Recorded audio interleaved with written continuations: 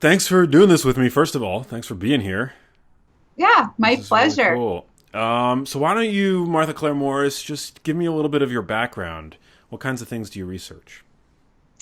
I do research on nutrition and other risk factors for Alzheimer's disease. So I've been working here at Rush University. We have a very large study of more than 10,000 older people that we've been following for more than 20 years.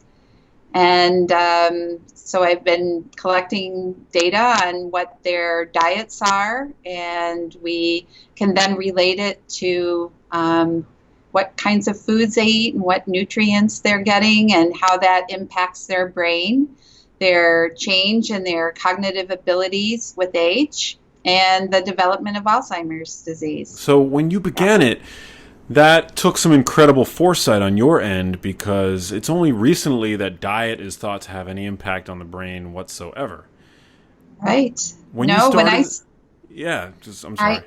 when I started the diet part, there was nothing going on nutrition and dementia. So it was hard to get funding for that reason. There was a bias in the research field that diet couldn't possibly have anything to do with the brain and dementia in particular. So it was hard to get funding, but I was successful, and it was so exciting because hypothesis after hypothesis that I tested came out to be positive. The findings met my hypothesis. So yeah, it was a really exciting career. It's been fun. So tell me about the mechanics of this cohort study. You gather these people, and what's the check-in period? Every couple of years, they have to come and fill out a few questionnaires about their diets, and then do a cognitive test. How does it work? Yeah, well, so we have more than just that one big study. So let me first describe that big study. We hired and trained 50 plus people to first do a census of the south side of Chicago. So we took three contiguous neighborhoods. We sent people to every household. They did a complete census. And so we were able to identify people 65 years and older. And then we went back and asked all the age eligible people to sit down with us for a 90-minute interview that included measurements as well. They did four different cognitive tests. We took blood pressure, height and weight, and anthropometric measurements, lots of questions in an interview. And then we went back every 3 years to re-interview them, to reassess their health and their cognitive testing. And for samples from that cohort, because that, as I said, the original cohort was 7,000 people that we did this for. It represented nearly 80% of the age eligible residents of that area. We took a sample and we sent a team that included a neurologist and a neuropsych technician that did very extensive cognitive testing, and someone to draw their blood. And on those visits, we were able to diagnose Alzheimer's disease. So the study design then allowed us to go back every 3 years and repeat the in-home interview and then the neurology examination, so that we could look at cognitive change over time and also who developed Alzheimer's disease over that time. And a little way through the study, not at the very beginning, but a little bit after the beginning of the study was when I got funding to do the diet part. So we tried to every 3 years reassess their diet. So what are So, what are some of the things that you've learned over the course of that period about diet? well, my first hypothesis was around antioxidant nutrients, which included in particular vitamin E and also vitamin C. And we found that vitamin E from food sources was associated with slower cognitive decline and lower risk of developing Alzheimer's disease. Vitamin C, not so much. So it was really specific to vitamin E, and that's very consistent with other studies. Many more studies have verified that finding through behavioral assessments like I do, asking people what they eat. And also there's some studies that draw blood and measured vitamin E in the blood and also related it to slower decline and cognitive, risk of developing Alzheimer's. We moved on from that to fish and the omega-3 fatty acids and found that fish intake reduced the risk of developing Alzheimer's disease and slowed cognitive decline.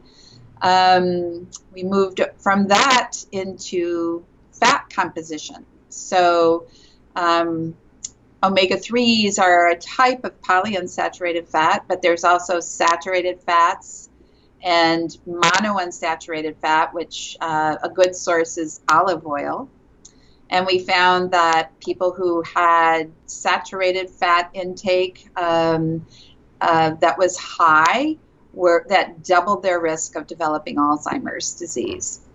But that if they had a higher composition of the monounsaturated fats or the polyunsaturated fats, that decreased their risk. So that was also very exciting.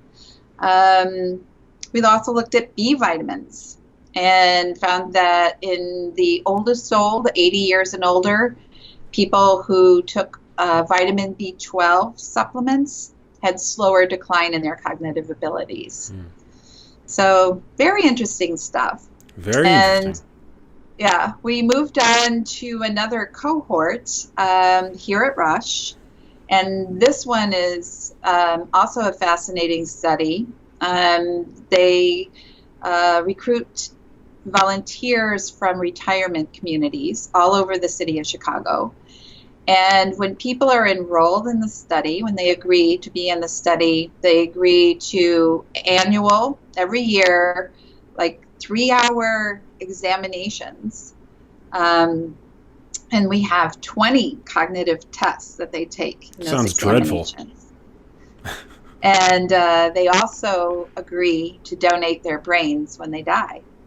So in that study, we have all sorts of information and examinations of the participants, including diet. And then we have their brains when they die so that we can look at what their, in my case, diet patterns are and what kinds of things happen in their brain. So that's been a really terrific study. That is the study cohort where we put together the MIND diet and created a score. And people who were in the top third of the scores, the biggest adherers to the diet, had significant reductions in their rate of cognitive decline and also a lower risk of Alzheimer's disease by half. They reduced by half their risk of Alzheimer's disease. People who adhered to this diet rigorously had a 53% risk reduction. And even those that adhered to it moderately had a 35% risk reduction. Those are good. I know my stuff. I'm eating my blueberries and drinking my extra virgin olive oil.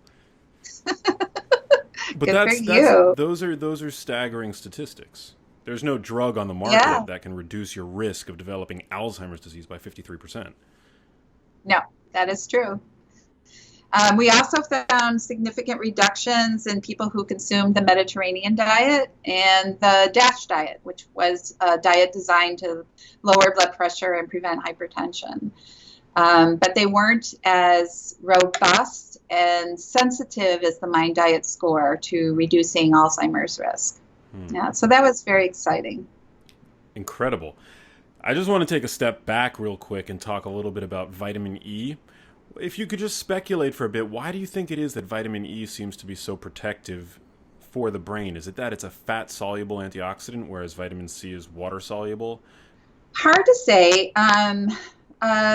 The animal models have connected vitamin E to lower amyloid levels in the brain, to less neuron loss, and to better memory function and less memory decline in their rodent models. Vitamin C doesn't really have that kind of track record in the animal research looking at mechanisms. Vitamin E is one of the few nutrients that are available in the brain, and vitamin C is in the brain as well, but vitamin E is very important for antioxidant properties in the brain. It's a vitamin that resides within the neuron cell membrane, and so it's there to snatch up free radical molecules as they're generated. So it's an immediate protection of the neurons. It's also used in biochemical antioxidant proteins. So it probably serves multiple roles in the brain that are very important. Yeah, I remember there was that interesting study where they gave patients with Alzheimer's disease 2,000, a very high dose of vitamin E, 2,000 international units, and they showed a slowing of functional decline. Yes, which is interesting because virtually none of the drug trials have been able to do that. So it's interesting that high levels of this nutrient were effective in doing that in two different trials. Yeah. Can you talk to me a little bit about what the diet entails in terms of the foods? You know, people don't eat nutrients, they eat foods. So what kinds of foods do you endorse in the MIND diet?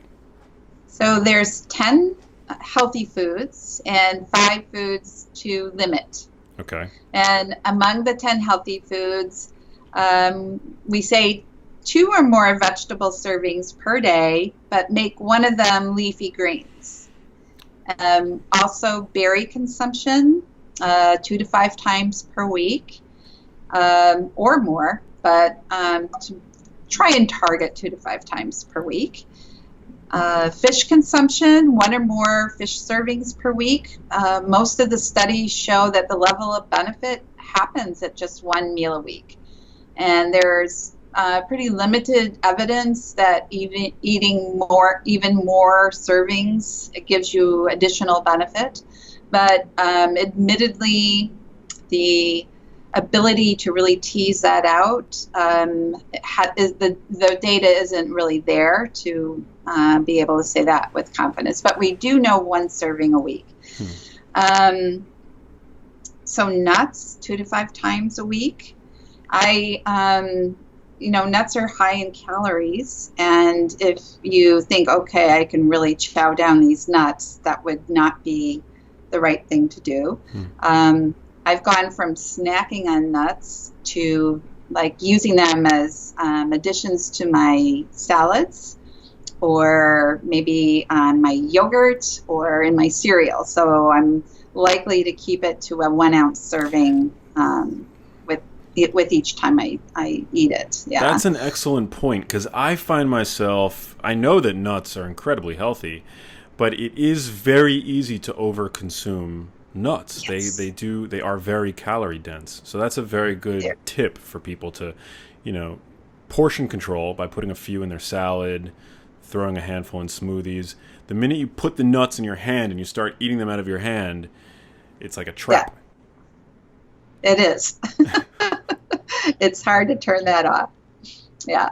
Especially with pistachios. The olive oil.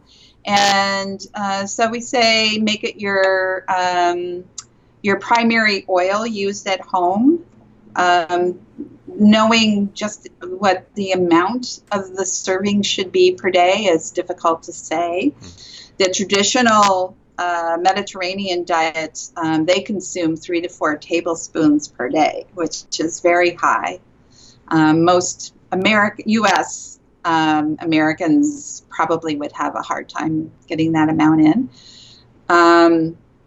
So what nuts, fish, um, leafy greens, other vegetables, berries. We say poultry, 2 or more servings per week. Not that there's a lot of data showing specifically that poultry is healthy for the brain, but it is a low saturated fat, excellent source of protein. What's your stance on red meat? Is it just completely not a part of the MIND diet, or does it depend on certain stipulations, like whether the meat is grain-fed, grass-fed? Do you differentiate between the two? Well, everything that I put together and my team put together for the MIND diet, we really tried to be guided by research. And there just hasn't been research to compare the grass versus grain-fed beef. And so I like to go on data. And it might be that that's a healthier type of beef for the brain. The reason we say to limit to no more than 3 servings per week of red meat, that's one of the 2 limit food groups, for the simple reason that red meat is higher in saturated fat. So it's a source of protein that's likely to provide you with higher fat intake. So we need more research to be able to examine other types of red meat, or different types of red meat. Another food source to limit are pastries and sweets, which are also tend to provide higher amounts of saturated fats, trans fats, which admittedly there's fewer and fewer of those in our food supply. And salt and sugars are in pastries and sweets. Also say to limit cheese to no more than an ounce serving per week. Again, cheese is 90% saturated fat. It's very high in saturated fat. That's one of my more difficult things to limit. And whereas many years ago, I used to come home and have a snack of cheese and crackers. I no longer do that. If I consume cheese, I like sprinkle some feta cheese in a salad. So that's one of the harder ones for me to limit. And I think a lot of people, we are a cheese-loving culture here. Yeah. Thankfully, I've never been that into cheese. It's just not something. I have other vices, but you mentioned blueberries. What is your stance on fruit intake beyond berries? Do you make a recommendation for high fruit consumption, or do you specify that if you're going to eat fruit, they should be certain fruits? The fruit category that's been linked to the brain are berries. There are no other fruits that have been shown to be protective for the brain. So yeah, the MIND diet doesn't make any comment about other types of fruit. However, when people ask me about that, there's so many good nutrients in fruits, and if you like fruits, you're getting a good source of so many nutrients. So just be guided by your own likes there, I guess. Another food that falls into that category is eggs. Eggs, if you look at eggs, the yolk is very high in so many brain healthy nutrients like lutein and vitamin E, and if they, depending on the feed that the chickens get, omega-3s, choline. So there's many nutrients in the egg yolk that are healthy. The research in heart disease is that overall, egg consumption really doesn't increase your risk of heart disease, except maybe in some people if you go over 4 eggs a week. But we don't have anything in the dementia world to say don't eat eggs. low-fat yogurt and other dairy products besides butter. Also, there isn't a literature on that in dementia. So I kind of guide people to making sure that they go for low-fat dairy products. But again, that's a food item. Since there's no literature in the dementia field, we just don't make a recommendation for the Mind Diet. So many of these recommendations are made from epidemiological research and more randomized control trials, as you've mentioned. But where there is no good data, for example, we have to basically go on population studies and what healthier populations seem to consume. Is that accurate? Kinda. When we were putting together the Mind Diet, it was with the goal of doing a diet intervention trial. And the first time we did a research application to get funding, actually we put in something that was closer to the Mediterranean diet. And then I thought, wow, what am I doing? I'm ignoring all of my research and all of the research on nutrition in the brain. So that's why we put the DASH and the Mediterranean diet components down, and we took each one of those components and then modified them on the basis of the research from epidemiological studies, from animal models, and any clinical trials if there were some. And so that's how we, it was a process. Taking each component. I've been working in this field for so many years. I know all of the studies, the animal models. Most of the berry data, for example, is based on animal models. There are a few large studies that also find association in human studies, but most of it, and it started really in the animal research world. Very interesting. Yeah, I've seen I believe the Nurses' Health Study that found that berries, people in the top tier of berry consumption had brains that looked 2.5 years younger compared to women. Yeah. You recently published a really great study where you found that people that consumed, well, I'll let you talk about it, but something having to do with dark leafy greens and a daily salad. What is so beneficial about having a daily salad, and what does that do to our brains?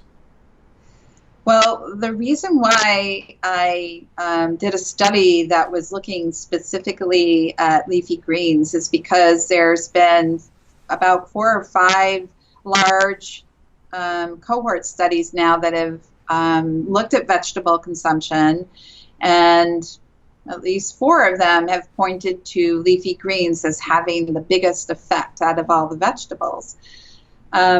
So I was teasing apart, okay, what are in leafy greens that make them so healthy?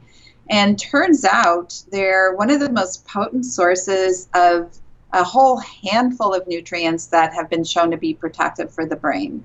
So that includes folate and lutein, and vitamin E is even in leafy greens, polyphenols, flavonoids, choline, nitrate. And vitamin K is one of the newer vitamins that we have a grant on, and we found that vitamin K was associated with slower cognitive decline as well. So that, each one of those nutrients has their own role in the brain. Some of them we know very well, like vitamin E. Others, the research data is far more limited. So we do need to have far more studies, and most of them are done in animals, to look at mechanisms about what role they really play in the brain.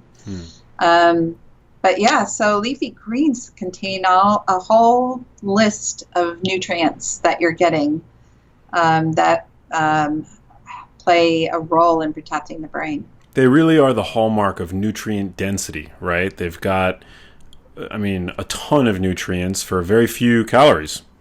I mean, how Right, many calories are there in a bowl of kale before you put the extra virgin olive oil and the sunflower seeds in there? right, Not a lot. What right. do you, in your book Diet for the Mind, do you go into lifestyle interventions at all? Do you talk about exercise? Do you talk about sleep? Yeah. So the dementia field, and I'm involved in a research team that looks at every lifestyle behavior and health condition in relation to developing Alzheimer's. Um, so I'm very familiar with the lifestyle behavior literature. Um, and yeah, so exercise in study after study and even some clinical trials has been shown to be important for protecting the brain against dementia. Um, and there's a large trial that's ongoing right now in the very early stages that is looking at physical activity, looking at low levels of aerobic activity versus high levels in comparison to stretching to see what differences it has on cognitive change and the structure of the brain. So that'll be really interesting. That's 600 participants, so Great. it'll be a large trial. Um, Sleep is an interesting area. That's one of the newer fields that's being investigated with Alzheimer's disease. And we know that when you get a good night's rest, you feel better the next day, you're functioning better, your cognition is better. But we really don't know at this point whether it's protecting against the pathologies associated with Alzheimer's disease, the long-term impact on the brain. So, but there's definitely interest in the field to examine sleep more carefully, and hopefully we'll have more studies to fill in the blanks with its effect on Alzheimer's disease. Super excited for those studies. I track the research on the glymphatic system pretty voraciously. I think it's so exciting. What would you say to people who are watching this who maybe feel that, Alzheimer's disease, it's something that only old people get? Why do I need to be on the Mind diet? What do you say to people that are in their 20s, 30s, 40s? This is a big passion for me, getting this message I out know. to, yeah, I think it's terrific that it is. And thank you for your role in getting the message out about its importance. yeah, of course. I get asked that question all the time. And I ask people to think about exercise. So, diet and exercise are very similar in that you feel something immediate no matter what your age. You will function better. Your all of your organs require nutrients. All of your organs require the exercise to get the nutrients there and to keep the system honed and performing at its best. So there's an immediate impact of nutrition on how well you function, how well you think, how well you feel, how well your body is working. But there's also long-term impact. In particular, exercise and diet are two primary factors in every chronic disease that starts in middle age. So diabetes, and there's clinical trials to show how important diet is to preventing diabetes, heart disease, osteoporosis, you name the chronic condition, it's hard to think of one that hasn't been linked to diet and exercise. So you get immediate benefits, but also you get the long-term benefits. I love it. I definitely feel when I'm, I mean, I've changed my diet dramatically over the past 10 years, but yeah, I very seldom have any cognitive fatigue. I feel that my brain is firing on all cylinders these days, which I think is a feeling that everybody should have. At the end of the day, I think having a brain that works the way that it should be a right, not a privilege. And today, Right? unfortunately, it's a privilege afforded to too few. Right. Well, thank you so much for this interview. Is there anything else that you'd like to add that I we missed? guess the one thing I would just emphasize, I don't know if it's adding, um, that so many people just assume that Alzheimer's is a genetic disease, and or they might think that there's nothing they can do about it, and so it's this great big scary um, disease out there. When it's so interesting to me that so many of the lifestyle behavioral trials, and when I say lifestyle behavioral, I mean diet and exercise and stimulating your mind, things that we do in our daily lives. Those trials have proved to be very successful in preventing cognitive decline, and there's high potential that they could reduce the risk of Alzheimer's. So it's a very positive message that you are in control, you yourself. You don't have to rely on someone coming up with a drug. There's a lot that we can do to either push dementia farther in our old years, or, prevent it altogether.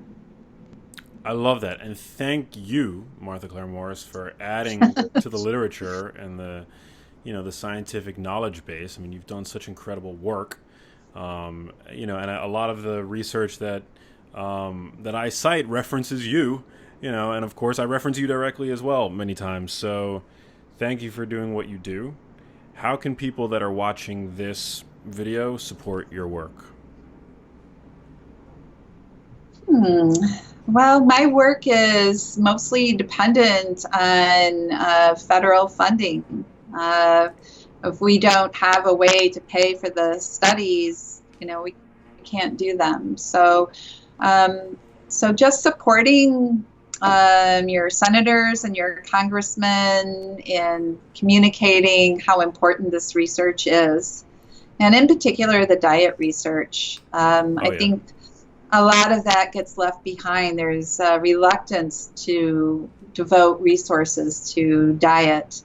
And it's something that everyone has to consume on a daily basis. And I know from the reactions I get that people want to know what they should be eating to preserve their health.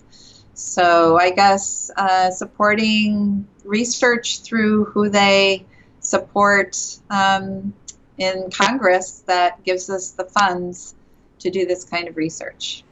I love it. See, you're the real deal. Most people that I would interview, the first thing they would say would be buy my book, which is amazing. But you also have a great book, and it's out. It's called Diet for the Mind. Yeah. People, if you're listening, go pick it up. So that book was a labor of love. I wrote it with my daughter, who is a chef. She's trained at a renowned culinary school, and she's also a personal trainer. So she developed all of these recipes. So the whole second part of the book are her delicious recipes, and we had a ball writing the book. And I love nutrition. I love research. So the book was a joy to create, I guess. It's awesome. Well, it's a joy to read. Thank you for writing it. Thank you. I think that's a wrap. I appreciate your time. Okay.